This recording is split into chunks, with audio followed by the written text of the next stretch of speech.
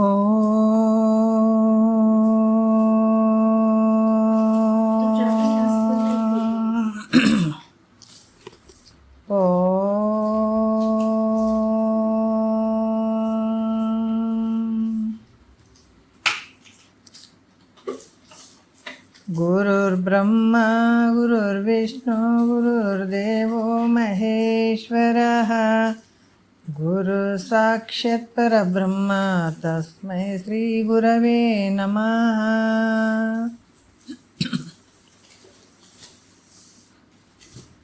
ಧ್ಯಾನ ಮೂಲ ಗುರುಮೂರ್ತಿ, ಪೂಜ್ಯ ಮೂಲ ಗುರುಪಾದ, ಮಂತ್ರ ಮೂಲ ಗುರುವಾಕ್ಯ, ಮುಕ್ತಿ ಮೂಲ ಗುರುಕೃಪಃ. ಶ್ರೋತ್ರಿಯ ಬ್ರಹ್ಮನಿಷ್ಠ ಸದ್ಗುರು ಬಸವಾನಂದರ ಪಾದಕಮಲಗಳಿಗೂ ಹಾಗೂ ಅವರ ಪ್ರತಿರೂಪದಂತಹ ನಿಜಗುಣಪ್ಪನವರ ಪಾದಕಮಲಗಳಿಗೂ ನನ್ನ ದೀರ್ಘದಂಡ ಪ್ರಣಾಮಗಳನ್ನು ಸಲ್ಲಿಸುತ್ತಾ, ಸದ್ಗುರು ಮಾರ್ತಂಡ ಸಾಬಾಯಿ ಸದ್ಗುರುಳ ಪಾದಕಮಲಗಳಿಗೂ ಹಾಗೂ ರಾಯಪ್ಪ ಸದ್ಗುರುಳ ಪಾದಕಮಲಗಳಿಗೂ ನನ್ನ ದೀರ್ಘದಂಡ ಪ್ರಣಾಮಗಳನ್ನು ಸಲ್ಲಿಸುತ್ತಾ, ಗುರು ಸ್ವರೂಪರಾದಂತಹ ನನ್ನ ಪತಿದೇವರಿಗೂ ಕೂಡ ನನ್ನ ದೀರ್ಘದಂಡ ಪ್ರಣಾಮಗಳನ್ನು ಸಲ್ಲಿಸುತ್ತಾ, ಮನದಲ್ಲಿ ಸ್ಮರಿಸಿಕೊಳ್ಳುತ್ತಾ, ತಮ್ಮೆಲ್ಲರಿಗೂ ವಂದಿಸುತ್ತಾ, ಇವತ್ತಿನ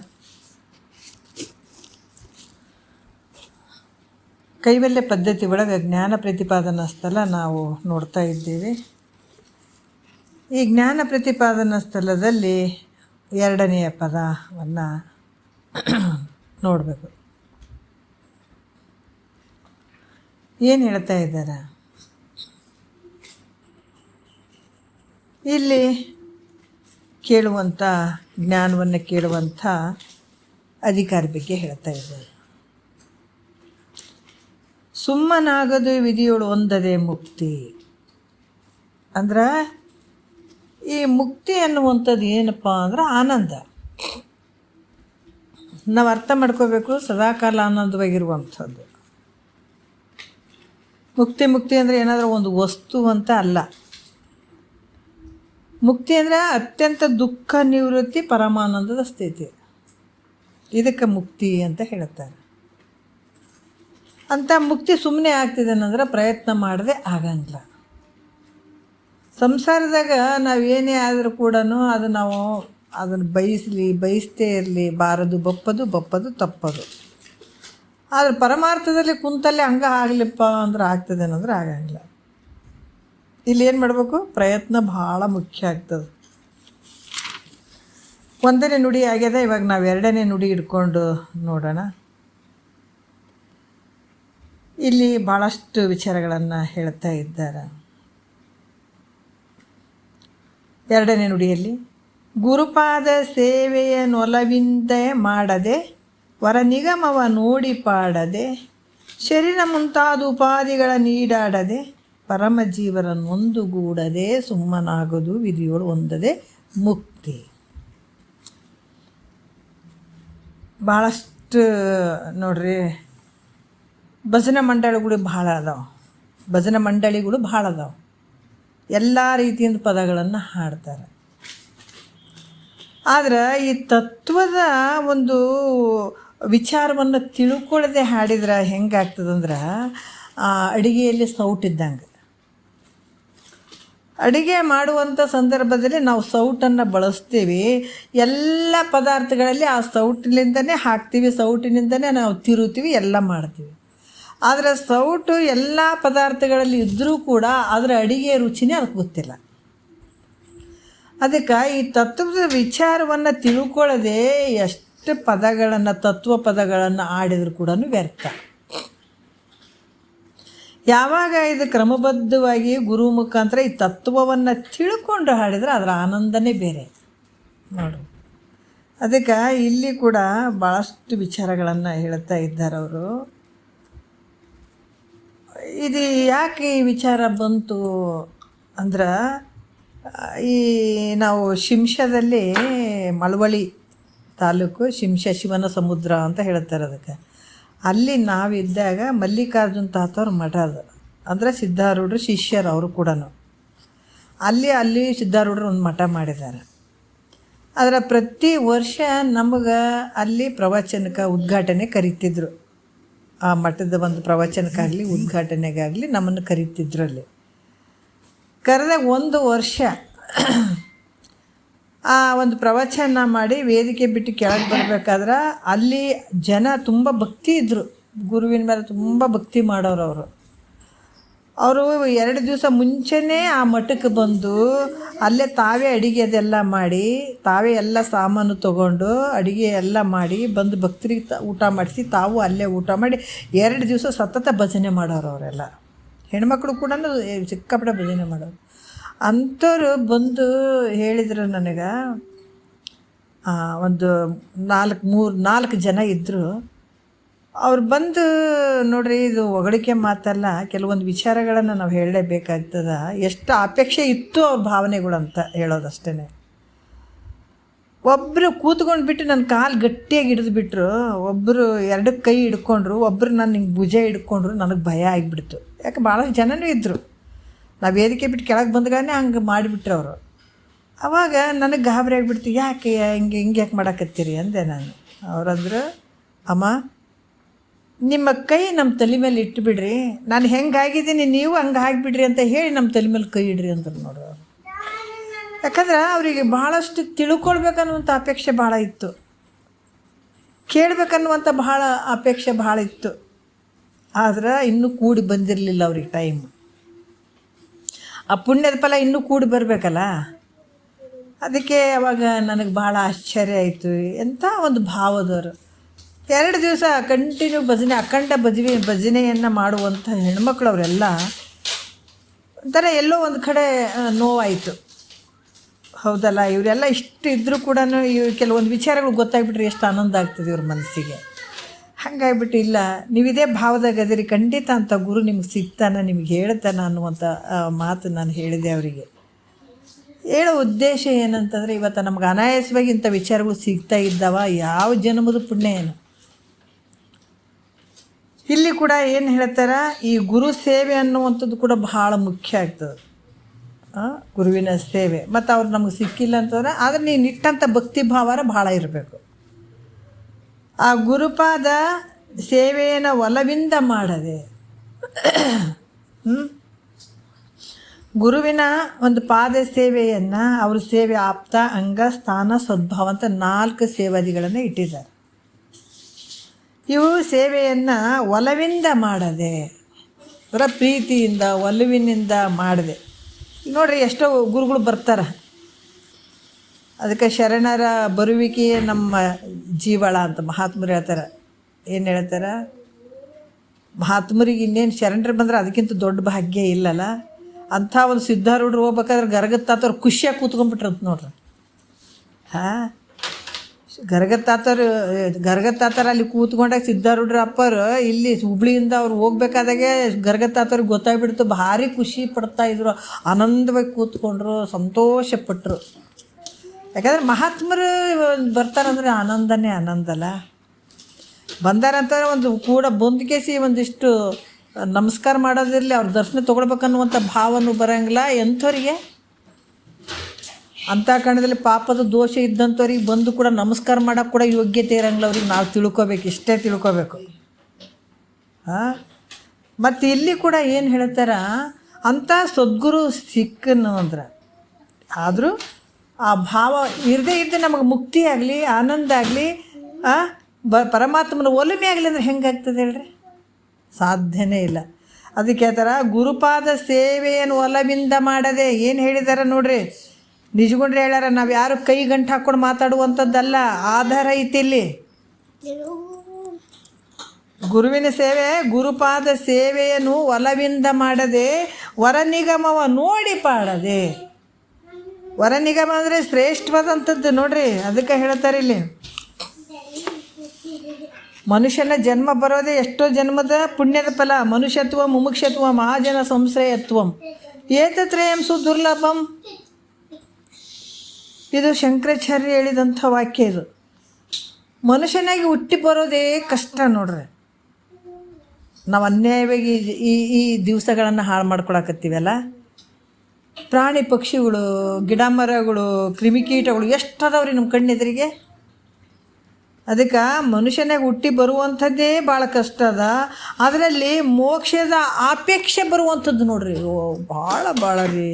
ಎಂಥ ಒಂದು ಮುಕ್ತಿಯನ್ನು ಪಡ್ಕೊಳ್ಬೇಕಪ್ಪ, ಸದ್ಗುರುವಿನ ಬೆನ್ನು ಹತ್ಬೇಕಂದ್ರೆ ಹಂಗಲ್ಲ, ಅವ್ರ ವಾಕ್ಯಗಳನ್ನು ಕೇಳ್ಬೇಕನ್ನುವಂಥ ಹಂಬಲ ಬರಬೇಕು. ಮೋಕ್ಷದ ಅಪೇಕ್ಷೆ ಬರುವಂಥದ್ದು, ಮುಮುಕ್ಷತ್ವ ಬರುವಂಥದ್ದು ಭಾಳ ದುರ್ಲಭ ಐತೆ. ಅದು ಬಂತು ಅಂದ್ರೆ ನಮ್ಮಷ್ಟು ಸಿರಿವಂತರೇ ಯಾರಿಲ್ಲ ಅನ್ಬೇಕು. ಮತ್ತು ಇಷ್ಟಾದರೂ ಮನುಷ್ಯತ್ವನೂ ಬಂತು, ಮುಮುಕ್ಷತ್ವನೂ ಬಂತು. ಆಮೇಲೆ ಶ್ರೋತ್ರಿಯ ಬ್ರಹ್ಮನಿಷ್ಠ ಸದ್ಗುರು ದೊರೆಯುವುದು ಭಾಳ ದುರ್ಲಭ, ಅತಿ ದುರ್ಲಭ ಅಂತ ಹೇಳ್ತಾರೆ. ಅದು ಸುಮ್ಮನೆ ಅಲ್ಲ, ಅದು ಅವ್ರು ಸಿಗೋದು. ಅದಕ್ಕೆ ಆದ್ದರಿಂದ ಈ ಮುಮುಕ್ಷತ್ವ ಹೊಂದಿದಂಥ ಪುರುಷ, ಶ್ರೋತ್ರಿಯ ಬ್ರಹ್ಮನಿಷ್ಠ ಸದ್ಗುರು, ಈ ಶರೀರ ಬಂಧದ ಮುಮುಕ್ಷತ್ವ ಭಾವ ಬಂಧದ ಸದ್ಗುರು ನಮಗೆ ದೊರಕಿದನಂದ್ರೆ ಬಿಡಬೇಡ, ಶರಣಾಗತನ ಆಗಿಬಿಡು. ಆಗಿ ಇಲ್ಲಿ ಹೇಳ್ತಾರಲ್ಲ, ತದ್ವಿದ್ಧಿ ಪ್ರಣಿಪಾತೇನ ಪರಿಪ್ರಶ್ನೇನ ಸೇವಯ ಅಂತ ಗೀತೆಯಲ್ಲಿ ಹೇಳಿದ್ದಾರೆ. ಈ ಜ್ಞಾನ ಸಂಪಾದನೆಗಾಗಿ ಜ್ಞಾನವನ್ನು ಬೇಡೋದಕ್ಕೆ ಸದ್ಗುರುವಿನ ನಿನ್ನ ಶರಣಾಗತನಾಗಿ ಜ್ಞಾನ ಸಂಪಾದನೆಗೆ ಗುರುಗಳನ್ನು ಆಶ್ರಯ ಮಾಡ್ತಕ್ಕಂಥದ್ದು ಭಾಳ ಯೋಗ್ಯ ಐತೆ. ಯಾಕಂತಂದ್ರೆ ಯಾಕೆ ಮಾಡಿದರು ಅಂತಂದ್ರೆ ನೋಡಿರಿ, ಅವ್ರ ಕೃಪಾ ಭಾಳ ಮುಖ್ಯವಾಗಿರುವಂಥದ್ದು. ಭಾಳಷ್ಟು ನೋಡ್ರಿ, ನಿಜವಾಗಿ ಭಾಳಷ್ಟು ಆಶ್ಚರ್ಯ ಆಗ್ತದೆ. ಕೆಲವು ಸಲ ಹೇಳಬೇಕು, ಎಲ್ಲ ಅಡುಗೆ ಅದ್ರಿ. ಈ ಪಂಚಭೂತದಿಂದ ತೋರುವಂಥ ಈ ಜಗತ್ತಿನೊಳಗೆ ಈ ಶರೀರ ಬಂದದಲ್ಲ, ನೀವು ಏನು ಮಾಡ್ಕೊಳ್ತೀರಿ ಅದಕ್ಕೆಲ್ಲ ಫಲಗಳದಾವೆ. ನಾವು ತಿಳ್ಕೊಬೇಕು. ನಾ ಭಕ್ತಿಯಿಂದ ಹಿಡ್ಕೊ ಅಂತ ಹೇಳ್ತೀನಿ. ಯಾಕೆ ಮಹಾತ್ಮರು ಹೇಳಿದ್ದಾರೆ, ಈ ಕರ್ಮರ ಮಾಡಿರಿ, ಉಪಾಸನೆಯರ ಮಾಡಿರಿ, ಜ್ಞಾನಕರ ಬರ್ರಿ, ಏನು ಮಾಡ್ತೀರಿ ಅದು ಯಥೇಚ್ಛವಾದ ಫಲಗಳು ಅದಾವೆ ನಿಮಗೆ. ಈ ಗುರು ಅಂದ್ರೆ ಒಬ್ಬರು ಮನುಷ್ಯರಂತಲೇ ತಿಳ್ಕೊತಾರೆ. ಅವ್ರಿಗೆ ನಮ್ಗೆ ತಲೆ ಹೊಡ್ಕೊಳಕ್ಕಾಗಂಗಿಲ್ಲ. ಯಾಕಂದ್ರೆ ಕ್ರಮವಾಗಿ ಕೇಳಿ ಆ ಮುಮುಕ್ಷತ್ವ ಭಾವ ಇದ್ದು ಕ್ರಮವಾಗಿ ಸದ್ಗುರು ಹೇಳ್ತಾ ಇದ್ದಾನ, ನಾನು ಕೇಳ್ಬೇಕಂತ ಕುಂತವ್ರಿಗೆ ಕೆಲವು ವಿಚಾರಗಳು ಗೊತ್ತಾಗ್ತವೆ, ಅವ್ರಿಗೆ ಗೊತ್ತಾಗ್ತದೆ. ಆದರೂ ಇದು ಬಿಟ್ಟು ಕಡಕಿದ್ದವ್ರಿಗೆ ಹೊಡ್ಕೊಳಕ್ಕಾಗಂಗಿಲ್ಲ. ಯಾಕಂದ್ರೆ ಸಗುಣ ರೂಪದಿಂದ ಪರಮಾತ್ಮನೇ ಆತ ಹೇಳಿದಂಥದ್ದು ಆಗ್ತದ. ಆತ ಮನಸ್ಸಿನಾಗ ಒಂದು ಚೂರಿ ಈ ವ್ಯಕ್ತಿ ಇಷ್ಟೆಲ್ಲ ಸೇವೆಗಳನ್ನು ಮಾಡ್ತಾನೆ, ಆತ ನಿನ್ನ ಮುಂದೆ ಹೇಳೋದು ಬೇಡ, ಎಷ್ಟು ಸೇವೆ ಮಾಡ್ತಾನಲ್ಲ, ಎಷ್ಟು ಭಕ್ತಿ ಮಾಡ್ತಾನಲ್ಲ, ಅವನು ಉದ್ಧಾರ ಆಗಲಿ ಅಂತ ಅವನ ಮನಸ್ಸಿನಾಗ ಒಂದು ಸ್ವಲ್ಪ ಒಂದು ಕರುಣೆಯಿಂದ ಆ ಭಾವ ಬಂತಂದ್ರೆ ಗೆದ್ದು ಬಿಡ್ತಾನೆ ಶಿಷ್ಯ. ಯಾಕಂದರೆ ಇದು ನಾನು ಸುಮ್ಮನೆ ಹೇಳಕತ್ತಿಲ್ಲ. ಈ ಬಸವಾನಂದ್ರ ಹತ್ರ ನಾನು ಕೆಲವ್ರಿಗೆ ಹೇಳ್ಕೊಂಡಿದ್ದೀನಿ ವಿಷಯಗಳನ್ನು. 4-5 ತಿಂಗಳವರೆಗೂ ನನಗೆ ಹೊಗಳ್ಕೊತಾ ಇದ್ದಾರೆ ಅಂತ ಅಂದ್ಕೊಳ್ಬೇಡ್ರಿ. ಯಾಕಂದ್ರೆ ಆವಾಗ ಗುರುಗಳು ಹಂಗಿದ್ರಿ, ಶಿಷ್ಯರು ಹಂಗಿದ್ರು, ಅವ್ರಿಗೆ ಹಂಗಾಗಿರ್ಬೋದು. ಈಗಿಲ್ಲ ಅಂತ ಅಂದ್ಬಿಡ್ರಿ. ಅಂಥ ಗುರುಗಳು ಅದಾರ, ಅಂಥವ್ರ ಶಿಷ್ಯರು ಅದಾರ. ಈಗ ಆ ಟೈಮ್ನಲ್ಲಿ ಏನಾಯ್ತು ನೋಡ್ರಿ, 4-5 ತಿಂಗಳ ಹೊಸದಾಗಿ ನಾವು ನಿಜಗುಂಡ್ರೆ ಶಾಸ್ತ್ರ ಹಿಡ್ಕೊಂಡು ಪರಮಾನುಭವದೆ ನೋಡಿದ್ರೆ ನನ್ನ ತಲೆ ತಿರುಗೋಯ್ತು. ಇದನ್ನು ಹೆಂಗೆ ಓದಬೇಕು, ಹೆಂಗೆ ಬಿಡಿಸ್ಬೇಕು ಅಂಥೇಳಿ.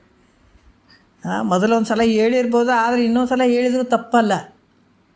ನನಗೆ ತಲೆ ತಿರುಗೋಯ್ತು, ಏನಪ್ಪ ಇದನ್ನು ಹೆಂಗೆ ಬಿಡಿಸಿ ಓದಬೇಕು, ಕನ್ನಡನೂ ಅಲ್ಲ ಇದು. ಏನು ನನಗೆ ಭಾಳ ವಿಚಿತ್ರ ಅನ್ಸಕತ್ತದ. ನೋಡೋದು ಇಡೋದು ಯಾವುದನ್ನ ಒಂದು ಪದ ಆಡ್ಬೇಕಂದ್ರೆ ಅದಕ್ಕೆ ಅವು ಬಿಡಿಸಿ ಓದಕ್ಕೂ ಬರೋವಲ್ದು, ಹಾಡಕ್ಕೂ ಬರೋವಲ್ದು. ತೋ ಏನಪ್ಪ ಇದು ಅಂತ ಅಂದ್ಕೊಡೋದು, ಇಡೋದು ಅಷ್ಟೇ. ತಾತವ್ರು ನಿರ್ಗಳವಾಗಿ ಓದೋರು. ಆಮೇಲೆ ಒಂದು ಸಲ ನಾವು ಸಂಡೇ ದಿವಸ ಹೋಗಿದ್ವಿ. ಅವರಂದ್ರು ಅಮಾವಾಸ್ಯೆ ಹಿಂದಿನ ಕಡೆ ಅಮಾವಾಸ್ಯೆ ಗುರುಪೂಜೆ ಎಲ್ಲ ಇತ್ತು. ಆ ಟೈಮಲ್ಲಿ ಫಸ್ಟ್ ನನಗೆ ಮೈಕ್ ಕೊಡ್ತಿದ್ರು. ನಾ ಮಾಮೂಲಿ ಹಾಡುಗಳು ಹಾಡ್ತಿದ್ದೆ ನಾನು. ಆವಾಗ ತಾತವ್ರು ಅಂದರು, ನೋಡಮ್ಮ ನಿನ್ನೆ ನಿನಗೆ ಫಸ್ಟ್ ಮೈಕ್ ಕೊಟ್ಟರು ಅಂತಂದ್ರೆ ನೀ ಹಾಡೋದಕ್ಕೆ ಭಾಳ ಕಷ್ಟಪಡ್ತೀಯಲ್ಲ, ಅದಕ್ಕೆ ನಿನಗೆ ಮೈಕ್ ಕೊಟ್ಟರು. ಇದಕ್ಕೆ ಭಾಳಷ್ಟು ಪ್ರಯತ್ನ ಪಡ್ತಿದ್ದೀನಿ ನೀನು. ಅದಕ್ಕೆ ಇನ್ನು ಮೇಲೆ ಬೇರೆ ಹಾಡು ಹಾಡೋದು ಬೇಡ, ಜ್ಞಾನ ಪ್ರತಿಪಾದನಾ ಸ್ಥಳದ ಹಾಡುಗಳನ್ನು ಹಾಡಮ್ಮ ಅಂತಂದ್ರೆ ಅವ್ರು ನನಗೆ.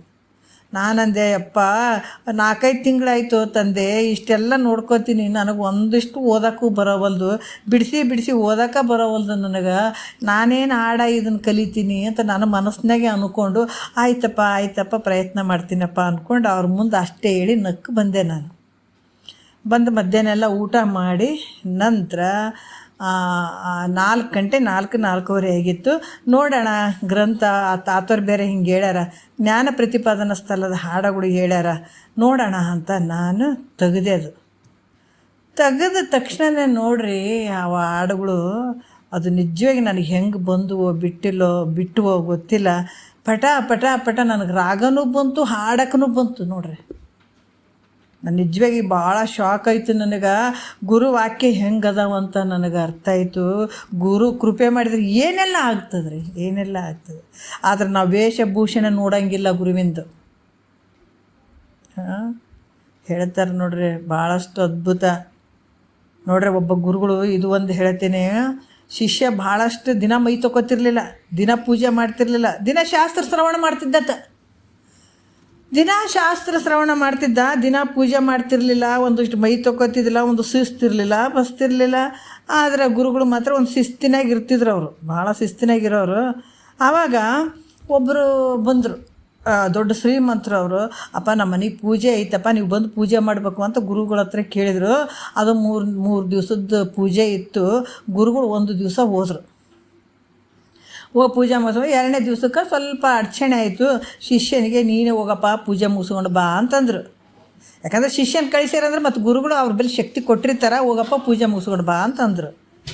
ಈತ ನೋಡಿದ್ರೆ ಮೈ ತೊಗೊಳವಲ್ಲ, ಒಂದು ನೇಮ ನಿತ್ಯ ಮಾಡವಲ್ಲ, ಒಂದು ಯಾವ ನಿಯಮಗಳು ಈತ ಪಾಲಿಸವಲ್ಲ, ದಿನ ಮೈ ತೊಗೊಳೋದನ್ನಿಲ್ಲ, ಏನಿಲ್ಲ ತಂದು ತುಂಬ ಗುರುವಾಕ್ಯ ಕೇಳೋದು, ಗಪ್ ಕುಂದ್ರೋದು ಅಷ್ಟೇ. ಭಾಳ ಒಂದು ಬಟ್ಟೆಗಳೆಲ್ಲ ಸ್ವಲ್ಪ ಹೊಲಸಾದಂಗೆ ಇರ್ತಿದ್ವು, ಒಂದು ಶಿಸ್ತು ಬಂದಿಲ್ಲತ್ತ. ಮತ್ತು ಈತನ ಕಳಿಸಿದ್ರು. ಅವ್ರಂದ್ರು ಗುರುಗಳೇ ಬಂದು ಮಾಡಬಾರ್ದ ಪೂಜೆ, ಇವನೇನು ಒಂದು ಮೈ ತೊಗೊಳಂಗಿಲ್ಲ, ಕೈ ತೊಗೊಳಂಗಿಲ್ಲ, ಎಷ್ಟು ಹೊಲಸ್ಕೊಂಡಂಗೆ ಕಾಣ್ತಾನೆ, ಮೈ ಮೇಲೆ ಬಟ್ಟೆಗಳು ಎಷ್ಟು ಕನಿಷ್ಠ ಅದಾವ, ಮತ್ತು ಇಂಥತ್ತನ್ನು ಕಳಿಸ್ಯಾನ ಗುರುಗಳು ಅಂತ ಅವ್ರು ಅಂದ್ಕೊಂಡು ಹೋಗ್ಲಿ ಬಿಡು, ಮತ್ತು ಗುರುಗಳು ಕಳಿಸ್ಯಾರಲ್ಲ ಮಾಡಲಿ ಪೂಜೆ ಅಂತಂದ್ರೆ ಅವರು. ಮಾಡಲಿ ಅಂತಂದಗಳನ್ನೇ ಆ ಪೂಜೆ ಮಾಡೋಕೆ ಕೂತ್ಕೊಂಡ, ಪೂಜೆ ಮಾಡಿದ. ಆ ಪೂಜೆ ಮಾಡಿದ ತೀರ್ಥದ ನೀರು ನೀವು ತೊಗೊಳ್ರಿ ಅಂತ ಕೊಟ್ರ. ಇವ ಮೈನೇ ತೊಗೊಂಡಿಲ್ಲ, ಈತ ಯಾವ ಪೂಜೆ ಮಾಡ್ತಾನೆ, ಇಷ್ಟು ಹೊಲಸದಾನ, ಇವಂದು ಏನು ಮಾಡ್ಬೇಕಂತ ಎಲ್ಲರೂ ಅಲಕ್ಷ್ಯ ಮಾಡಿದರು. ತೊಗೊಳ್ರಿ ಅಂದ್ರೆ ಅವ್ರು ಯಾರು ತೊಗೊಳಕ್ಕೆ ಹಿಂದೆ ಮುಂದೆ ನೋಡಿದರು. ಅವನೇನು ಮಾಡ, ಯಾರು ತೊಗೊಳವಲ್ರು ಅಂತ ಆ ತೀರ್ಥದ ನೀರು ಅಲ್ಲಿ ಒಂದು ಕಂಬ ಇರ್ತದೆ ನೋಡ್ರಿ, ಕಂಬಕ್ಕೆ ಕಟ್ಟಿಗೆ ಕಂಬ ಇತ್ತು. ಆ ಕಂಬಕ್ಕೆ ಆ ನೀರೆಲ್ಲ ಹಾಕಿದ, ಪೂಜೆದ ನೀರು ಹಾಕಿಬಿಟ್ಟಾಯ್ತು, ಯಾರು ತೊಗೊಳ್ಳಲ್ಲ. ಮನೆಗೆ ಬಂದ ನಂತರ ನೋಡ್ರಿ, 1 ದಿವಸ 2 ದಿವಸ ಆಯಿತು. ಮನೆಗೆ ಬಂದ ತಕ್ಷಣವೇ ಅಲ್ಲಿ ಆ ಒಣಗಿದ ಗಿಡನೇ ಚಿಗುರು ಬಿಟ್ಟಿತ್ತಂತ ನೋಡ್ರಿ. ಆವಾಗ ಅವ್ರಿಗಾಯ್ತಂತ, ಅಲ್ಲೇ ನಾವು ಎಷ್ಟು ಅಲಕ್ಷ್ಯ ಮಾಡಿದ್ವಿ, ಆ ಪ್ರಸಾದ ಕೊಟ್ಟರೆ ನಾವು ಅಲ್ಲಂದೀವಿ, ಈ ಮನುಷ್ಯ ಹಿಂಗದಾನ, ಇವನ ಬಲ್ಲಿ ಆ ಶಕ್ತಿ ಅದಂತ ತಿಳ್ಕೊಂಡಿವಿ. ಇಷ್ಟು ಹೊಲಸದಾನ, ಬಟ್ಟೆ ಇಷ್ಟು ಮಾಸ್ಯಾವ, ಹಿಂಗದಾನ, ಇವತ್ತ ಏನು ಜ್ಞಾನಿ ಅದಾನಂತ ನಾವು ತಿಳ್ಕೊಂಡಿವಿ. ಆತ ಹಾಕಿದಂಥ ನೀರು ಬರೀ ಒಣಗಿದ ಕಟ್ಟಿಗೆ ಇವತ್ತು ಚಿಗುರಿ ಅದಂದ್ರೆ, ನಾವೇನಾದರೂ ತೊಗೊಂಡು ಬಿಟ್ಟಿದ್ರೆ ನಾವು ಯಾವ ಮಟ್ಟಕ್ಕೆ ಹೋಗ್ತಿದ್ದೀವಿ ಅಂತ ಅವಾಗ ಪಶ್ಚಾತ್ತಾಪ ಐತಂತ ನೋಡ್ರಿ. ಕೊನೆಗೆ ಗುರುಗಳ ಹತ್ರ ಬಂದರು, ನಾವು ಅಲಕ್ಷ್ಯ ಮಾಡಿದ್ದೀವಿ ಅವರಿಗೆ, ಮತ್ತೊಂದು ಸಲ ಕಳಿಸ್ರಿ ಅಂದ್ರೆ ಹೋಗಂಗಿಲ್ಲ ಅಂದತ. ಗುರುಗಳು ಹೋಗಪ್ಪ ಅಂದರು. ನಾವು ಹೋಗಂಗಿಲ್ಲ ಆ ಜಾಗಕ್ಕೆ, ನಿಮ್ಮನ್ನ ಬಿಡ್ತೀನಿ ವಿನಃ ನಾನು ಅಲ್ಲಿಗೆ ಹೋಗಂಗಿಲ್ಲ ಅಂತ ನೋಡ್ರಿ ಗುರುಗಳು, ಆ ವ್ಯಕ್ತಿ ಶಿಷ್ಯ. ಹಾಗಾಗಿ ಹೇಳೋ ಉದ್ದೇಶ ಏನಪ್ಪ ಅಂದ್ರೆ, ಅಂಥ ಒಂದು ಶಕ್ತಿ ಗುರುವಿನಲ್ಲಿರ್ತದ. ನಮ್ಮ ಅನುಭವಕ್ಕೆ ಅದು ಓದಕ್ಕೆ ಬರಲಾರ್ದು ಇವತ್ತು ನೋಡ್ರಿ. ಇದಕ್ಕೆ ಓದೋದು ಬರೆಯೋದಿಲ್ಲ ರೀ, ಗುರುಗಳು ಆ ಒಂದು ಕೃಪೆ ಆಯ್ತಂತಂದ್ರೆ ನೋಡ್ರಿ, ಅದು ಅದ್ಭುತವಾದಂಥದ್ದು. ಇಲ್ಲಿ ಕೇಳುವಂಥವ್ರು ಭಾಳ ಜನ ಇದ್ದೀರಿ, ಬೇಕಾದಂಥ ಒಂದು ಗುರುವಿನ ಒಂದು ಕೃಪಾಶೀರ್ವಾದ ಪಡ್ಕೊಂಡಂಥವ್ರು ಅದಿರಿ. ಇಲ್ಲಂತಲ್ಲ, ಅಷ್ಟು ಅಗಾಧವಾದಂಥ ಶಕ್ತಿಯ ಗುರುವಿನಲ್ಲಿ ಐತೆ. ಅದಕ್ಕೆ ನೀನು ಒಲಿದರೆ ಕೊರಡು ಕೊನರು ಓದಯ್ಯ ಒಲ್ಲದ್ರಿ ಏನು ರೀ ಅಪ್ಪ. ಅದಕ್ಕೆ ಇಲ್ಲಿ ಕೂಡ ಹೇಳ್ತಾರ, ಅಂಥ ಒಂದು ಅದನ್ನು ಕೃಪೆ ಮಾಡಬೇಕಾಗಿ, ಕೃಪೆ ನಮಗೆ ಸಿಗಬೇಕಾಗಿತ್ತಂದ್ರೆ ಏಕೋಭಾವದಿಂದ ಸೇವೆಗಳನ್ನು ಮಾಡಬೇಕಾಗ್ತದೆ. ಸುಮ್ಮನೆ ಸೇವೆ ಮಾಡುವಂಥ ಭಾವ ಬರೋಂಗಿಲ್ಲ. ಬಂತು ಅಂದಾಗ ಅಲ್ಲಿ ಹೆಂಗೆ ಮಾಡಬೇಕು, ಒಲವಿನಿಂದ ಇಲ್ಲಿ ಜ್ಞಾನ ಸಂಪಾದನೆಗಾಗಿ ಗುರುಗಳನ್ನು ಆಶ್ರಯ ಮಾಡಿಕೊಂಡು ಅವರು ಕೃಪೆಯನ್ನು ಪಡ್ಕೊಳ್ಳೋದಕ್ಕಾಗಿ ಆಪ್ತ ಅಂಗಸ್ಥಾನ ಸದ್ಭಾವ ಅನ್ನುವಂಥ ಈ ಚತುರ್ವಿಧ ಸೇವೆಯನ್ನು ಮಾಡಬೇಕು. ಅದರಿಂದ ಏನಾಗ್ತದೆ, ಗುರುಗಳು ಸಂಪೂರ್ಣವಾಗಿ ಅವ್ರ ಮನಸ್ಸು ಹರಳಬೇಕು. ಅವ್ರದ್ದು ಗೆದ್ದು ಬಿಡ್ತಿದ್ದು ನೀನು, ಅವ್ರಿಗೆ ಗೊತ್ತು ನೀನು ನಾಟಕ ಹೆಂಗೆ ಮಾಡ್ತಿದ್ದೆ. ಅವ್ರ ಗುರುಗಳಿದ್ದಾಗ ಒಂಥರ ನಾಟಕ, ಇರ್ಲಾರ್ದಾಗ ಒಂಥರ ನಾಟಕ, ಅವೆಲ್ಲ ಗೊತ್ತಾಗ್ತದೆ. ಆದ್ರೆ ನೀನು ಹೆಂಗಿರ್ಬೇಕು, ಏಕೋಭಾವದಿಂದ ಗುರು ಸೇವೆ ಮಾಡಬೇಕು. ಅಂದಾಗ ಮಾತ್ರ ಗುರು ಮನಸ್ಸು ಪ್ರಸನ್ನ ಆಗ್ತದೆ.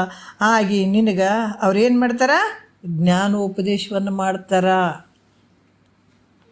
ಮತ್ತು ಅದನ್ನು ಮತ್ತು ಅವ್ರು ಹೇಳಿದ್ದಾರೆ ಅಂದರೂ ಕೂಡ ನಮಗೆ ತಿಳಿಬೇಕು ಅಂದರೂ ಕೂಡ ಅವರ ಒಂದು ಕೃಪಾಶೀರ್ವಾದನೆ ಬೇಕು. ನೋಡ್ರಿ, ವೇದಗಳು ಇಷ್ಟೆಲ್ಲ ಹಿಂಗೆ ಹೇಳಕತ್ತಾರಂದ್ರೆ ಈಗ ನಾವೆಲ್ಲರೂ ಕುಂತು ಕೇಳಕತ್ತೀವಿ ಅಂದರೆ ಇವೆಲ್ಲರಿಗೆ ಹತ್ತುತ್ತಾವನ. ಮತ್ತು ಹತ್ತಂಗ್ಲಂತ ಬಿಡಬಾರ್ದು. ನೋಡ್ರಿ, ಹತ್ತಂಗ್ಲಂತೂ ಬಿಡಬಾರ್ದು. ಇದು ಹತ್ತಂಗ್ಲಂತ ಬಿಟ್ಟರು ಕೂಡ ನಷ್ಟ ಅದಿದು. ಇದು ಹತ್ತಲಿ ಬಿಡಲಿ, ನಾವು ಕುಂತು ಕೇಳಬೇಕು. ಇದನ್ನು ಖಂಡಿತ ಹತ್ತೇ ಹತ್ತದ. ಅದಕ್ಕೆ ಗುರು ಉಪದೇಶ ಮಾಡ್ತಾರೆ. ಮತ್ತು ಗುರುಮುಖಾಂತರನೇ ಗುರುವಿನ ವಾಕ್ಯ ಟಕ್ಕಂತ ಬಡಿತಾವೆ. ನೋಡ್ರಿ, ಬಡ್ದದ್ದು ಹಂಗೆ ವ್ಯರ್ಥವಾಗಿ ಹೋಗಂಗಿಲ್ಲ. ಅವು ಕೆಲಸ ಮಾಡೇ ಮಾಡ್ತಾವೆ. ಮತ್ತೇನು ಮಾಡಬೇಕು? ಗುರು ಮತ್ತು ಬಿಟ್ಟಿವೆ ಅಂದರೆ ನಮ್ಮ ಅನರ್ಥ ನಾವು ಮಾಡ್ಕೊಂಡಂಗೆ ಬಿಡಬಾರ್ದು. ಸಂಸಾರವತ್ತು ಯಾರನ್ನ ಬಿಟ್ಟಿವೇನು? ಉಣೋದು ಬಿಟ್ಟಿವೆ, ತಿನ್ನೋದು ಬಿಟ್ಟಿವೆ. ಇದಕ್ಕಾದ್ರೆ ನಮ್ಗೆ ಆಗಂಗಿಲ್ಲ ಅಂತೀವಿ, ಕೇಳೋಕ್ಕಾಗಂಗಿಲ್ಲ ಅಂತೀವಿ. ಉಣೋದಕ್ಕೆ ತಿನ್ನೋದಕ್ಕೆ ಎಲ್ಲ ಟೈಮ್ ಅದ, ಕೇಳೋದಕ್ಕೆ ಮಾತ್ರ ಆಗಂಗಿಲ್ಲ ಅಂತಂದರೆ ಇದು ಪಾಪದ ಫಲ ಅಂತ ನಾವೇ ಅನ್ಕೋಬೇಕು. ನಮ್ಮ ಮನಸ್ಸು ಹಂಗಾಗ್ಯದಂದ್ರೆ ಇದು ಪಾಪದ ಫಲ ಅನ್ಕೋಬೇಕು. ಅದಕ್ಕೆ ಅವ್ರ ಮುಖದಿಂದ ಏನು ತಿಳ್ಕೊಬೇಕಂದ್ರೆ ತತ್ವಮಸಿ ಮಹಾವಾಕ್ಯದ ಶ್ರವಣವನ್ನು ಮಾಡ್ತಿರ್ಬೇಕು. ಅವ್ರ ಮುಂದೆ ಕುಂತು ಅವ್ರು ಏನು ಹೇಳ್ತಾರೆ ತತ್ವಮಸಿ ವಾಕ್ಯ, ಆ ಮಹಾವಾಕ್ಯದ ಒಂದು ಶ್ರವಣ ಕೇಳುವಂಥದ್ದಾಗಬೇಕು. ಎಷ್ಟು ಸಲರ ಹೇಳಿ, ಅವರು ಎಷ್ಟು ವರ್ಷರ ಹೇಳಿ, ನಿನಗೆ ದೃಢ ಆಗೋವರೆಗೂ ಬಿಡಬಾರ್ದು. ಸುಮ್ಮ ಕೇಳ್ತಾ ಹೋಗಬೇಕು. ಅದಕ್ಕೆ ಮತ್ತೆ ಈ ಚಿತ್ತು ಅನ್ನುವಂಥದ್ದು ಏನಂದ್ರೆ ಮಾಯ ಉಪಾಧಿಯಿಂದ ಮಾಡಿಕೊಂಡು ನಿನ್ನ ಸ್ವರೂಪ ಹೆಂಗೈತೆ ಅಂದ್ರೆ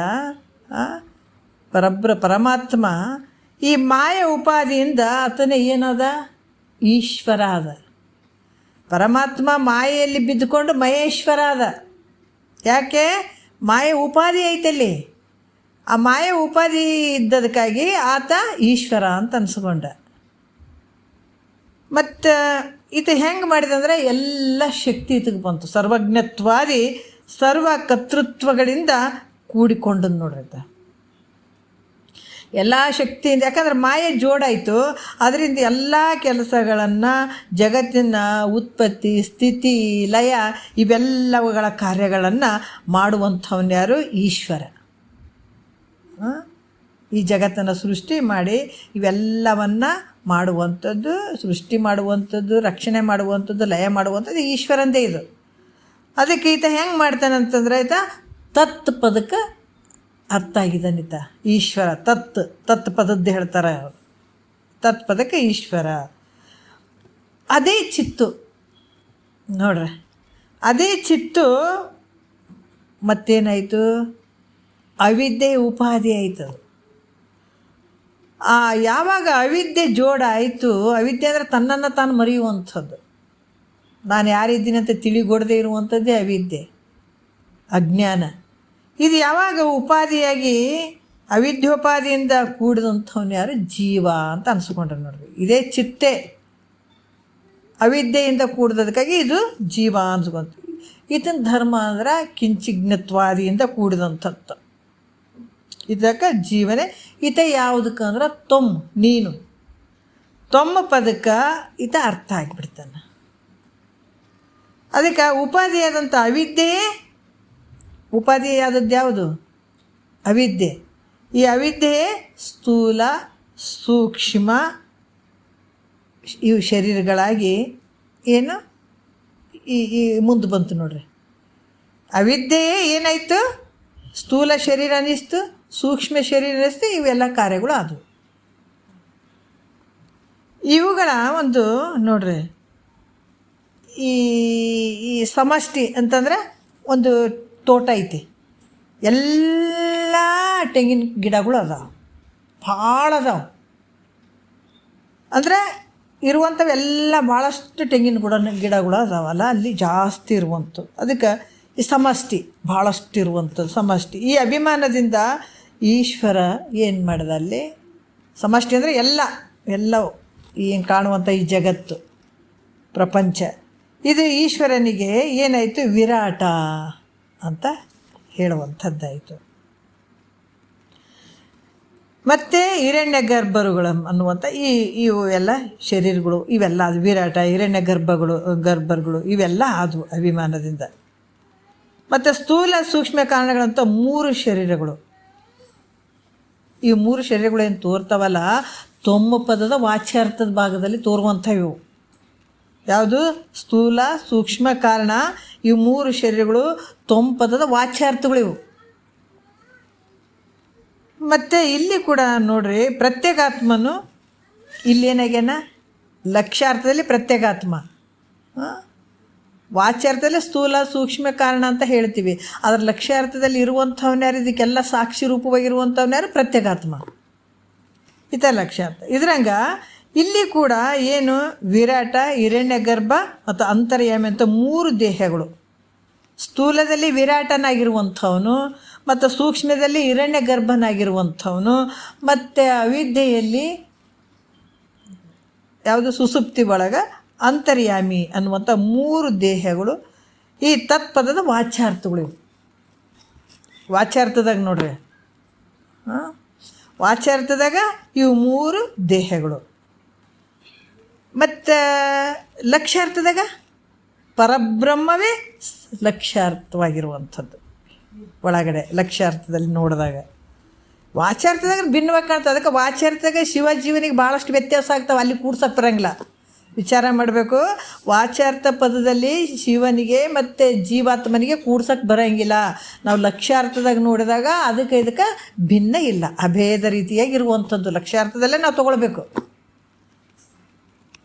ಮತ್ತು ಇಲ್ಲಿ ಕೂಡ ಏನು ಹೇಳ್ತಾರ, ತತ್ ತೊಂಪದಗಳಿಗೆ ಅರ್ಥರೂಪವಾದಂಥ ಅದನ್ನೇ ಹೇಳ್ತಾರೆ. ಅಂದ್ರೆ ವಾಚ್ಯಾರ್ಥ ಭಾಗದಲ್ಲಿ ಭಿನ್ನವಾಗಿ ತೋರ್ತಾರೆ, ಲಕ್ಷ್ಯಾರ್ಥ ಭಾಗದಲ್ಲಿ ಏಕವಾಗಿರುವಂಥದ್ದು ಅಂತ ನಾವು ತಿಳ್ಕೊಳ್ಬೇಕು.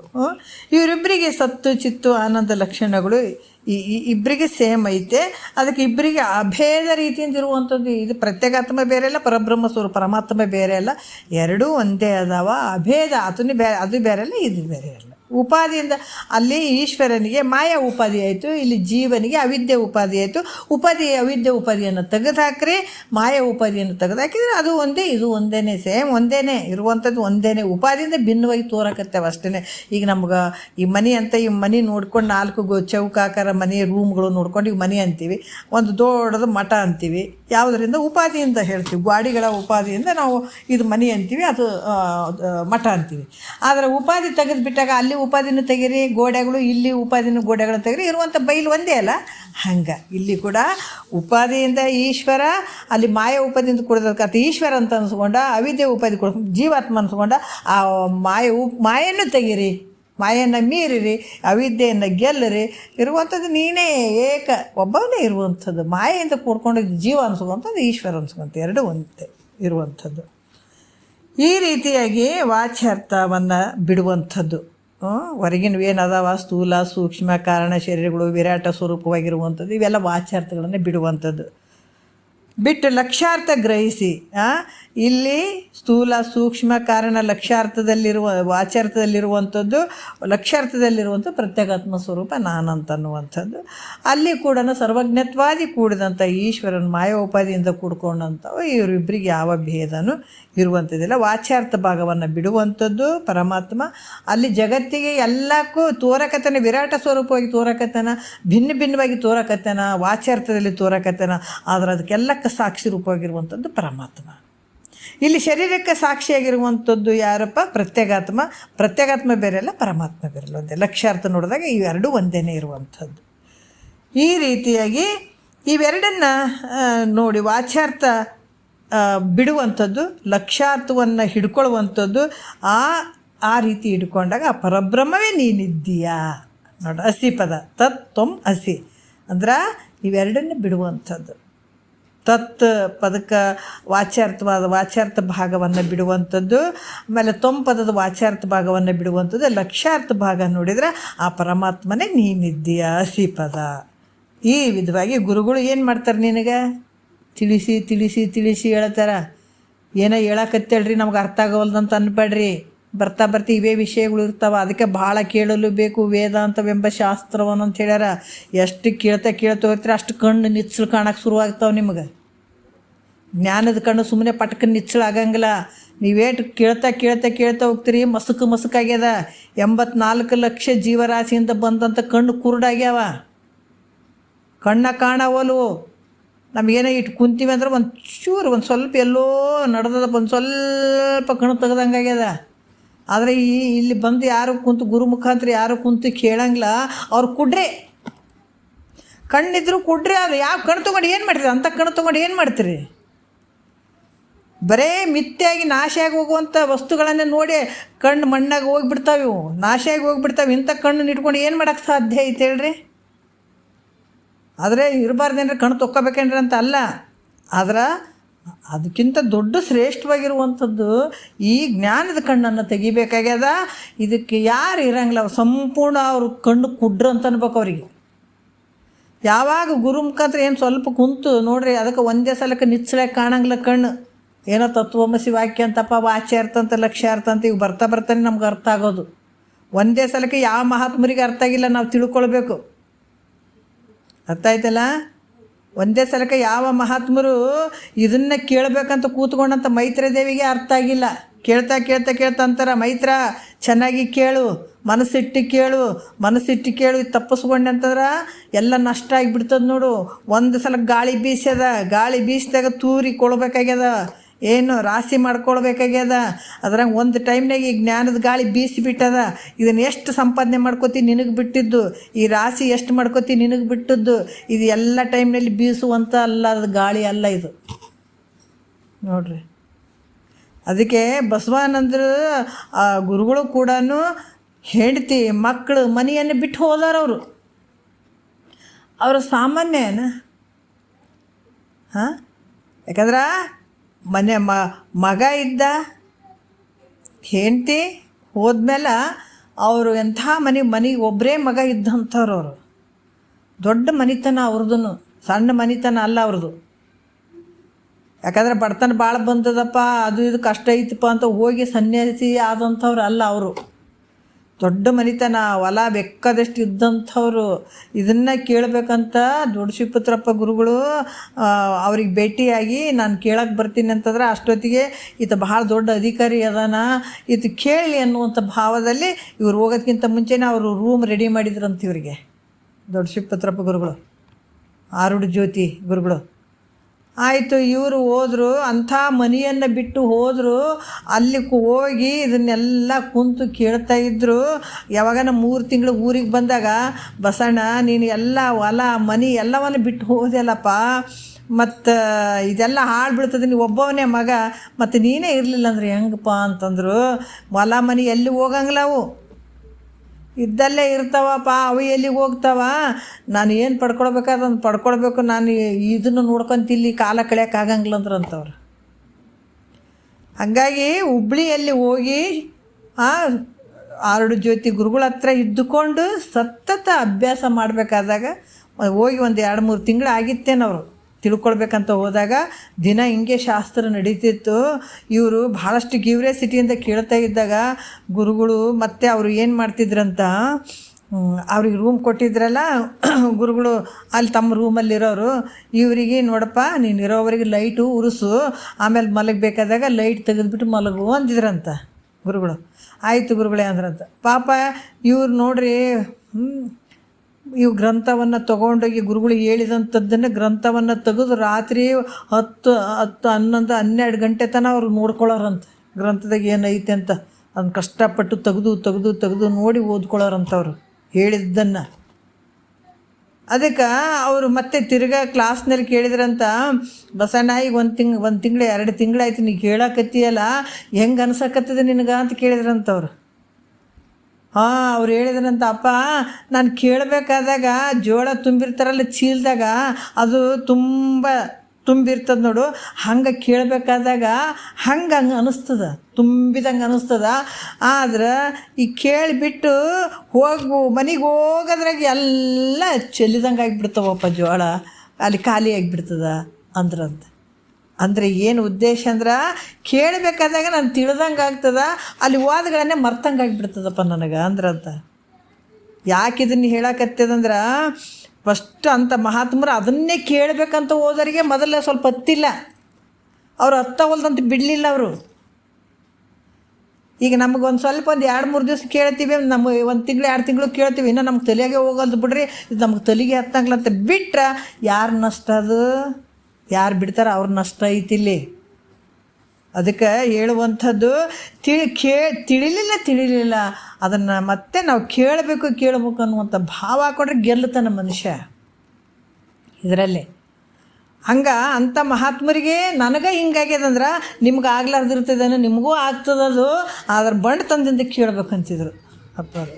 ಕುಂತು ಕೇಳಬೇಕು, ಏನಾದರೂ ಪರವಾಗಿಲ್ಲ, ಇದನ್ನು ಮಾತ್ರ ನಾ ಬಿಡಂಗಿಲ್ಲ, ಬೇಕು ಛಲ ಬೇಕು, ಇದ್ರಾಗ ಛಲ ತೋರಿಸು. ಬೇರೆ ಎಲ್ಲೆಲ್ಲಿ ಛಲ ತೋರ್ಸೋಕೆ ಹೋಗ್ತಿಲ್ಲ. ಅವ್ನು ನೋಡ್ಬಾರ್ದು, ಯಾಕೆ ಸಾಯವರಿಗೆ ಮಾತಾಡಂಗಿಲ್ಲ ಛಲ ತೋಡ್ತಿ, ಅದಂಗೆ ಮಾಡೇ ತಿರ್ತೀನಿ ಅಂತ ಛಲ ತೋಡ್ತಿಯಲ್ಲ, ಅದನ್ನು ಬಿಟ್ಟು ಬಿಡು ಮೂರ್ಖ. ಇಲ್ಲಿ ಛಲ ತೋರಿಸು, ನಾ ಕೇಳ್ತೀನಿ, ಏನು ನನ್ನ ಮನಸ್ಸಾದರೂ ಕೂಡ ನನ್ನ ಮನಸ್ಸಿನ ಮಾತು ಕೇಳಂಗಿಲ್ಲ, ಗುರುವಾಕ್ಯವನ್ನು ಕೇಳ್ತೀನಿ ಅನ್ನೋ ಒಂದು ಛಲ ಇಟ್ಟು ಬರೋ ಮಹಾತ್ಮರು. ಅದಕ್ಕೆ ಹೇಳ್ತಾರ, ಇದು ನಮಗೆ ತಿಳಿಲಿಲ್ಲ ಅಂತ ಬಿಡುವಂಗಿಲ್ಲ, ಕೇಳಬೇಕಾಗ್ತದ. ಆವಾಗ ನಿನಗೆ ಸ್ವಲ್ಪ ಜ್ಞಾನದ ಕಣ್ಣು ತೆಗಿಯೋಕ್ಕೆ ಶುರುವಾಗ್ತದ. ಅಲ್ಲಿ ತನಕ ಶುರುವಾಗಂಗಿಲ್ಲ. ಸ್ವಲ್ಪ ನೀ ಎಷ್ಟು ಅದಕ್ಕೆ ಬಹಳ ಕೇಳಲು ಬೇಕು ವೇದಾಂತವೆಂಬ ಶಾಸ್ತ್ರವನ್ನು. ಯಾಕಂದ್ರೆ ಪ್ರತಿ ದಿವಸ ಸ್ವಲ್ಪ ತೆಗಿತದೆ ಇದು ಕಣ್ಣು. ಒಂದೇ ಸಲಕ್ಕೆ ಹಿಂಗೆ ಕಣ್ಣು ತೆಗೆದು ನಿಚ್ಚಲು ನೋಡ್ಬಿಡ್ತೀವಿ ಅಂತ ತಿಳ್ಕೊಂಡ್ರೇನಿದು? ಇಲ್ಲ, ಸ್ವಲ್ಪ ತೆಗೆದು ಅವಾಗ ನಿಚ್ಚಳಾಗಿಬಿಡ್ತದ ಕಣ್ಣು, ಜ್ಞಾನದ ಕಣ್ಣು. ಅದಕ್ಕೆ ಗುರುಗಳು ಏನು ಮಾಡ್ತಾರೆ? ಜ್ಞಾನ ಉಪದೇಶವನ್ನು ಮಾಡ್ತಾರೆ. ಗುರು ಯಾವಾಗ ನಿನ್ನ ಮೇಲೆ ಭಾಳಷ್ಟು ಒಲಿಮೆ ಆಯ್ತು ಅಂದಾಗ ಅವತ್ತು ತತ್ವಮಸಿ ನೋಡಪ್ಪ, ಪರಮಾತ್ಮ ನಿನ್ನ ಕಣ್ಣಿಗೆ ಹೆಂಗೆ ಕಾಣಕತ್ತದ, ಜಗತ್ತೆಲ್ಲ ಕಾಣಕತ್ತದ, ಇದು ಎಲ್ಲ ನೋಡಪ್ಪ ವಾಚಾರ್ತಿಲಕ್ಕದ ಹಿಂಗೆ ತೋರ್ತದ, ಆದ್ರೆ ಪರಮಾತ್ಮನೇ ಆಧಾರ ಅದಾನ. ನಿನ್ನ ಶರೀರದಾಗ ಇವೆಲ್ಲ ತೋರಕತ್ತೇವಂದ್ರೆ ಇದಕ್ಕೆ ಪ್ರತ್ಯೇಗಾತ್ಮ ಸ್ವರೂಪ ಅದಾನ. ಪ್ರತ್ಯೇಗಾತ್ಮ ಬೇರೆ ಅಲ್ಲ ಮತ್ತು ಪರಮಾತ್ಮ ಬೇರೆ ಅಲ್ಲ, ಎರಡೂ ಒಂದೇ ಅದ. ತೋರಿಕೆ ಮಾತ್ರ ಭಿನ್ನವಾಗಿ ತೋರ್ತಾವ. ಇದು ತೋರುವಂಥದ್ದು ಸತ್ಯ ಅಲ್ಲ. ನಿನ್ನ ಒಳಗಡೆ ಇವಕ್ಕೆಲ್ಲಕ್ಕೆ ಆಧಾರವಾಗಿರುವಂಥ ಒಂದು ಶಕ್ತಿ ಐತೆ, ಅದೇ ಸ್ವರೂಪನೇ ನಿಂದಪ್ಪ ಅಂತ ಅವ್ರು ಒಲುಮೆಯಿಂದ ನಿನಗೆ ಹೇಳ್ತಾರೆ. ಅವರು ಹೇಳಿದಾಗ ಅದರಿಂದ ಅವರು ನೀ ಯಾವಾಗ ಪರಮಾತ್ಮನ ಸ್ವರೂಪನೇ ನೀನು ಇದ್ದೀಯಾ ಅಂತ ಈ ರೀತಿ ಜ್ಞಾನ ಉಪದೇಶವನ್ನು ಮಾಡ್ತಾರೆ ಅವರು. ಅದರಿಂದ ಅವ್ರ ಮುಖದಿಂದ ಶ್ರವಣ ಮನನಾದಿಗಳನ್ನು ಮಾಡಿಕೊಂಡು ನಿಶ್ಚಯ ಜ್ಞಾನ ಉಳ್ಳಂಥವನಾಗಬೇಕು ನೀನು. ಮತ್ತು ಕೇಳಿ ನಮ್ಗೆ ಈ ಸಂಸಾರ ಮಾಡಾಕತ್ತೀವಿ. ಜಗತ್ತಿನಾಗ ಯಾರು ಇವತ್ತು ಪ್ರಾಣಾಯಾಮ ಮೆಡಿಟೇಷನು ಅಥವಾ ಏನೇನೋ ಮಾಡಿಬಿಟ್ಟು ಸಂಸಾರ ಮಾಡಾಕತ್ತೀವೇನು? ಇಲ್ಲ, ಬರೀ ಮಾತಿನಿಂದನೇ ನಡೆದದ ವಿಚಾರ ಕೇಳಿಬಿಟ್ಟು ನಡೆದಾವ ಇವೆಲ್ಲ. ಅದ್ರಂಗೆ ಮಾತಿನಿಂದನೇ ಬಂದಾಗ್ಯದ, ಮತ್ತು ಇದರಿಂದನೇ ಕಳ್ಕೊಬೇಕದು, ವಿಚಾರದಿಂದನೇ ಕಳ್ಕೊಬೇಕು. ಅಜ್ಞಾನದಿಂದ ಬಂದದಲ್ಲ. ಯಾಕೆ ಅದಕ್ಕೆ ಹೇಳ್ತಾರ, ಈ ವಿಚಾರದಿಂದನೇ ಈ ಒಂದು ಅಜ್ಞಾನವನ್ನು ಕಳ್ಕೊಳ್ಬೇಕಾಗ್ಯದ. ಮತ್ತು ಇನ್ನೂ ಒಂದು ಹೇಳ್ತಾರೆ, ಯಾವ ರೀತಿ ಹೇಳ್ತಾರೆ ಅಂತಂದ್ರೆ, ಈ ಮಹಾವಾಕ್ಯ ಶ್ರವಣದಿಂದ ಅಹಂ ಬ್ರಹ್ಮಾಸ್ಮಿ ಅನ್ನುವಂಥ ಜ್ಞಾನ ಆಯಿತು. ಮತ್ತು ಜ್ಞಾನ ಆದಮೇಲೆ ನಮಗೆ ಈ ಸಂಶಯ ವಿಪರೀತ ಭಾವನೆಗಳು ಬಂದ್ರೆ ಅವುಗಳನ್ನು ಏನು ಮಾಡಬೇಕು? ಕೇಳಕತ್ತೀವಿ ಅಂದರೂ ಕೂಡ ನಮಗೆ ಅಹಂ ಬ್ರಹ್ಮಾಸ್ಮಿ ಅನ್ನುವಂಥ ಜ್ಞಾನ ಆಯಿತು. ಆದರೆ ಕೂಡ ನಮ್ಗೆ ಸಂಶಯ ವಿಪರೀತ ಭಾವನೆಗಳು ಬಂದ್ರೆ ಅವುಗಳನ್ನು ಹೆಂಗೆ ನಿವೃತ್ತಿ ಮಾಡ್ಕೊಳ್ಬೇಕು ಅಂದ್ರೆ ಮನನದಿಂದ ನಿವೃತ್ತಿ ಮಾಡ್ಕೊಳ್ಬೇಕಾಗ್ತದ ಅಂತ ಹೇಳ್ತಾರೆ. ಅದಕ್ಕೆ ಮನನ ಭಾಳ ಮುಖ್ಯ. ಇದು ಹೌದಾ ಅಲ್ಲ ಇದು ಎದಕ್ಕೆ ಹೇಳಿದರು? ಅದಕ್ಕೆ ಇಂದ್ರಂದು ಮೊನ್ನೆ ಉದಾಹರಣೆ ಆಯಿತು. ಗುರು ಹೇಳಿದಂಥದ್ದನ್ನು ಆತ ಮನೆಗೆ ಹೋಗಿ ವಿಚಾರ ಮಾಡಿದ. ಅಲ್ಲ, ಪ್ರತಿಬಿಂಬ ಕನ್ನಡಿ ಒಳಗೆ ತೋರ್ತದ, ನೀರಲ್ಲಿ ಪ್ರತಿಬಿಂಬ ತೋರ್ತದಂತಂದ್ರೆ ತೋರುವಂಥದ್ದು ಮಿಥ್ಯ ಅದ, ನಿನ್ನ ಬಿಂಬದು ಸತ್ಯ ಅದ ಅಂತ ಹೇಳಿದಾಗ ಆತ ಹೆಂಗೆ ಸತ್ಯ ಅದ ಹೆಂಗೆ ಮಿಥ್ಯದ ಅಂತ ಎಲ್ಲವನ್ನು ವಿಚಾರ ಮಾಡಿದ, ಮನನ ಮಾಡಿದ. ಅದಕ್ಕೆ ಮನನ ಭಾಳ ಮುಖ್ಯ ಆಗ್ತದೆ. ಇಲ್ಲಿ 3ನೇ ನುಡಿಯಲ್ಲಿ ಕೂಡ ಹೇಳ್ತಾರೆ, ಸ್ವಪರವೆಂಬುಭಯ ವಾಸನೆ ದೋರೆ ಮುಳಿಯದೆ ವಿಪರೀತ ಭಾವನೆ ಅಳಿಯದೆ ಉಪಮೆಗೈದದ ಶಂಭುಲಿಂಗವಾಗುಳಿಯದೆ ಸೂಪತವಿತರೆನೆಂದು ತಿಳಿಯದೆ ಸುಮ್ಮನಾಗದು ವಿಧಿಯೊಳು ಹೊಂದದೆ ಮುಕ್ತಿ ಸುಮ್ಮನಾಗದು ಅಂತ ಹೇಳ್ತಾರೆ. ಯಾಕಂತಂದ್ರೆ ಇಲ್ಲಿ ಏನು ಹೇಳ್ತಾನೆ ಅಂದ್ರೆ, ಸ್ವಪರವೆಂಬು ಭಯ, ಸ್ವಪರ ಅಂದರೆ ನಾನು ಮತ್ತು ಇನ್ನೊಂದು ಬೇರೆ ಐತಪ್ಪ ಅಂತನ್ನುವಂಥದ್ದನ್ನು, ಈ ಭೇದ ಭಾವನೆ ಪ್ರತೀತಿ ಆದರೆ, ಯಾಕಂತಂದ್ರೆ ಇದು ಯಾವ ರೀತಿ ಅಂತಂದ್ರೆ ಈ ಭಾವನೆ ಅಳಿದೇ ಇದ್ದರೂ ಕೂಡ ಆಗಂಗಿಲ್ಲ. ಅದಕ್ಕೆ ಹೇಳ್ತಾರೆ, ನಾನೆಂಬ ಹಮ್ಮುಳ್ಳವನಿಗೆ ನೀನು ನಾನೆಂಬ ಭೇದ ಭಾವನೆ ಪೋಗದವಗೆ ಮನ ಮಾತೃ ಮೀರದವಗೆ ತನು ಹಾನಿ ವೃದ್ಧಿಗೆ ಸಾಕ್ಷಿ ತಾನೆನ್ನದವಗೆ ಪರತತ್ವ ಸಾಧ್ಯವಾಗುವುದೇ. ನೋಡಿ, ಭಾಳಷ್ಟು ಅದ್ಭುತವಾಗಿ ಹೇಳ್ತಾರೆ. ಯಾಕಂತಂದ್ರೆ ಇಲ್ಲಿ ಆ ಪರಬ್ರಹ್ಮ ಸ್ವರೂಪ ನೀನಿದ್ದಿ ಅಂತ ಶ್ರುತಿ ಗುರುಗಳು ಹೇಳಿದರು. ಆದರೆ ಆ ಪರಮಾತ್ಮ ಹೆಂಗದಾನ? ಸಂಸಾರಿಯಾಗಿದ್ದಾನೇನ?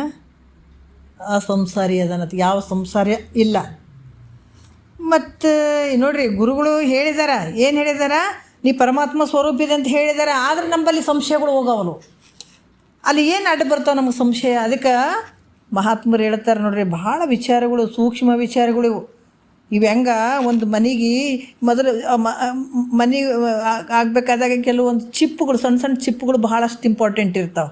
ಕಲ್ಲಿನಿಂದ ಮನೆ ಕಟ್ಟಬೇಕಾದಾಗ ಕೆಳಗಡೆ ಒಂದು ಚಿಪ್ಪುಗಳು ಅಡಕ್ಕೆ ಕೊಡ್ತಾರೆ. ಹಿಂಗೆ ಕೊಟ್ಟು ಚೆನ್ನಾಗಿ ಆ ಕಲ್ಲುಗಳನ್ನು ಜೋಡಿಸ್ತಾರೆ. ಮನೆ ಕಟ್ಟಬೇಕಾದ್ರೆ, ಗೋಡೆ ಕಟ್ಟಬೇಕಾದ್ರೆ ಅವು ಭಾಳಷ್ಟು ಮುಖ್ಯವಾಗಿರ್ತದಲ್ಲ.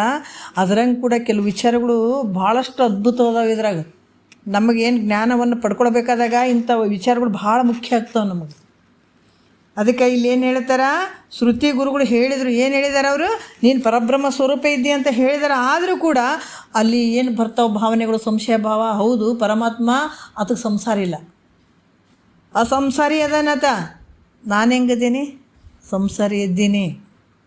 ಅದರಿಂದ ಅತ್ತ ನೋಡಿದ್ರೆ ಆತ ಯಾವ ಸಂಘನೂ ಇಲ್ಲ. ನಾನು ಸಂಘದಿಂದ ಕೂಡಿದ್ದೀನಿ, ಆತ ಅಸಂಸಾರಿ ಅದನ್ನು, ನಾನು ಸಂಸಾರಸ್ಥನೇ ಇದ್ದೀನಿ. ಅದಕ್ಕೆ ಪರಮಾತ್ಮನೇ ಬೇರೆ, ನಾನೇ ಬೇರೆ ಅನ್ನುವಂಥ ಭಾವನೆ ತೋರಿದರೆ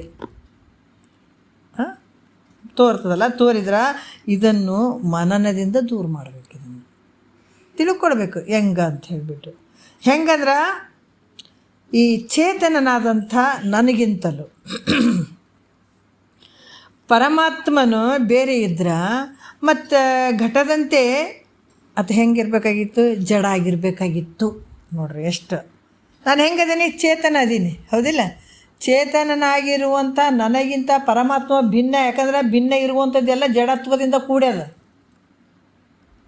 ಭಿನ್ನ ಏನದ? ಅದು ಜಡತ್ವದಿಂದ ಕೂಡ್ಯದ. ಅದಕ್ಕೆ ಚೇತನನಾದ ನನಗಿಂತ ಪರಮಾತ್ಮನು ಬೇರೆ ಇದ್ರೆ ಆತ ಘಟದಂತೆ ಜಡವಾಗಿರಬೇಕಾಗಿತ್ತು. ಅದಕ್ಕೆಲ್ಲ ಶಕ್ತಿಗಳು ಇರಬಾರ್ದಾಗಿತ್ತು, ಸರ್ವಜ್ಞತ್ವಾದಿ ಶಕ್ತಿಗಳು ಇರಬಾರ್ದಾಗಿತ್ತು ಅದಕ್ಕೆ. ನೋಡ್ರಿ, ಅದಕ್ಕೆ ಈ ರೀತಿ ಅಂದ್ಕೊಂಡ್ರೆ ವಿರೋಧ ಬರ್ತದಪ್ಪ. ಅದಕ್ಕೆ ಆ ಪರಮಾತ್ಮನು ಹೆಂಗದನ? ಚೈತನ್ಯ ಸ್ವರೂಪದಿಂದ ಇದ್ದಾನತ.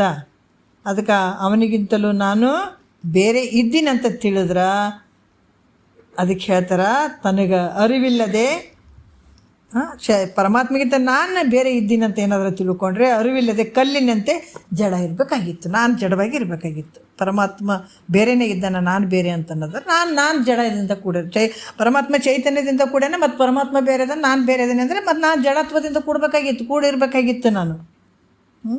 ಆದರೆ ಇದು ಕೂಡ ಅನುಭವಕ್ಕೂ ಇರೋದಾಗ್ತದೆ. ಯಾಕಂದ್ರೆ ತಾನು ಚೈತನ್ಯ ರೂಪವಾಗಿ ಅದಾನ.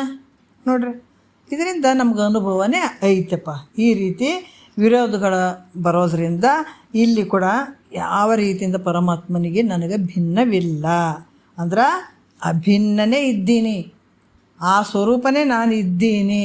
ಯಾಕಂದರೆ ಎಲ್ಲವನ್ನು ತಿಳಿಯುವಂಥ ಸೊತ್ತು ಚಿತ್ತು ನಿತ್ಯ ಆನಂದ ಪರಿಪೂರ್ಣ ನಿನ್ನ ಸ್ವರೂಪನೇ ಐತೆ. ನಿನಗಿಂತ ಅನ್ಯ ಜಗತ್ತಿನೊಳಗೆ ಯಾವುದೂ ಇಲ್ಲ.